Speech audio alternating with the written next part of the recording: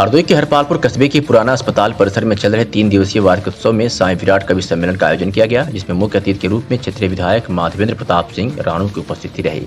बाराबंकी से आए हास्य कवि प्रमोद पंकज ने प्रधानी पर हास्य रचना प्रस्तुत की। बड़के काका प्रधानी माँ जवान होइगे, ताल ठोक के लागे पहलवान होइगे। वह ओज की कवि रामकिशोर तिवारी ने पढ़ा, वो काल ब्याल के फन पर चढ़कर नाचा था, उसने क्रूर फिरंगियों के गालों पर जड़ा तमाचा था।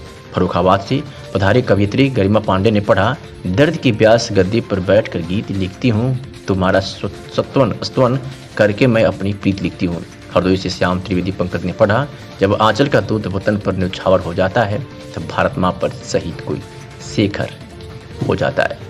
फर्रुखाबाद से ओज कवि संतोष पांडे ने पढ़ा, सारा देश लैला और मजनू में खोया हुआ, शेखर सुभाष की जवनियां कहाँ गई। गीतकार पवन कश्यप ने पढ़ा, ये खुला आसमां डर लगा जब कभी या तेरी तभी छावनी हो गई।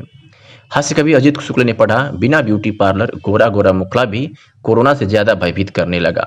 शोभित तोमर ने पढ़ा, किसी की जुबान जब जय हिंद बोलेगी तो नेताजी सुभाष चंद्र बोस याद आएंगे। कार्यक्रम के सवाईसपुर के कवि प्रखर पांडे ने श्री कृष्ण की वास्तविक चरित्र पर प्रकाश डालते हुए पढ़ा कि द्रौपदी की चीर को बचाने वाला योगीराज गोपियों की चीर का हरण कैसे करेगा। इस कार्यक्रम में आप सभी लोग काफी देर से उपस्थित थे और जिस प्रकार समाज की भूमिका है समाज सुधार को लेकर के मैं समझता हूं कि बहुत उपयोगी है। और समाज के जो सिद्धांत हैं और समाज की जो परंपराएं हैं और समाज की जो रीतियां हैं वो निश्चित रूप से समाज के कल्याण के लिए है। समाज के अनुकरण हम लोगों को करना चाहिए। लोग आज भी तमाम कुरीतियों से जुड़े हुए हैं, तो ऐसे लोगों से अनुरोध करता हूं कि आप लोग आर्य समाज से जुड़े और समाज के उन बंधनों को तोड़े, उन रूढ़ियों को तोड़े, क्योंकि समाज बहुत आगे बढ़ चुका है। ये वक्त का तकाजा है, सब लोग आर्य समाज से जुड़ करके लोगों का कल्याण करें, परोपकार करें। जिस प्रकार दुनिया भर में महामारी फैली हुई है, ऐसे में आर्य समाज का जो यज्ञ है वो इसका समाधान दे सकता है। हमारे डॉक्टर्स बैठे हैं, हमारे समाज के अन्य श्रेष्ठ लोग यहाँ पर बैठे, प्रधान बैठे, लेकिन एक विषाणु और जीवाणु नष्ट होते हैं यज्ञ करने से। यदि हम लोग प्रतिदिन अपने घरों में यज्ञ करें तो निश्चित रूप से हमें कल्याण मिलेगा, हमें कोई रास्ता मिलेगा। यज्ञ एक प्रकार की थेरेपी भी है। हमारे जो मनीषी थे, हमारे जो ऋषि थे, उन्होंने तमाम औषधियों के माध्यम से, तमाम ऐसी वस्तुओं के माध्यम से यज्ञ की व्यवस्था की और यज्ञ के माध्यम से समाज को रास्ता मिलता है। हमको परोक्ष भी लाभ मिलता है और प्रत्यक्ष भी उसका लाभ मिलता है।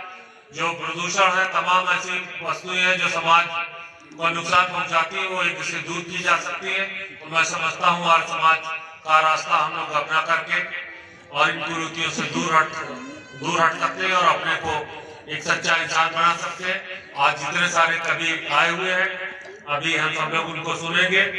बहुत सारे लोग हरदोई की धरती के हैं। हमारे समाजपुर के आदरणीय दादा संतोष पांडे जी हैं, जो कि बहुत बड़े शिक्षाविद रहे हैं, प्रिंसिपल रहे हैं। उसके बाद वो भारत के जाने माने कवियों में गिने जाते हैं और उनका बहुत बड़ा सम्मान है बिल्कुल में। तो आज वो भी यहाँ पर पधारे हैं, उनकी रचनाएं आप सब लोग सुनेंगे। जितने सारे कवि हैं, एक से बढ़कर एक है। कोई एक की तारीफ करे तो वो सूरज को आईना दिखाने की बात होगी। सभी कवि श्रेष्ठ है और मैं समझता हूँ कि इनकी सबकी रचनाएं सुनकर के आप जाएं, क्योंकि मुझे समाजपुर में आप सब लोग आमंत्रित भी है। एक यज्ञ हो रहा लक्ष्मी नारायण महादेव, उसमें हमको यजमान बनाए हुए, मैं यजमान बना हुआ हूँ। तो सुबह 4 बजे से उठ करके उसके कार्यक्रम में रहना पड़ता है, इसलिए मैं थोड़ा जल्दी चला जाऊंगा। लेकिन आप सभी लोग इसका लाभ लें। ऐसे कवि जिन्होंने यहाँ पर पधारे हैं, मैं समझता हूँ कि मूर्धन्य कवि है। इनके वाणी के द्वारा, इनके संदेशों को हम सब लोग सुने और अपने जीवन को सुधारें, अपने को अच्छा इंसान बनाएं। और मैं पुनः आप सबका धन्यवाद देता हूं, जितने आयोजक बंधु हैं और हमारे समाज के सभी श्रेष्ठ लोग यहाँ पर उपस्थित हैं। मैं सबका बहुत बहुत अभिनंदन करता हूं।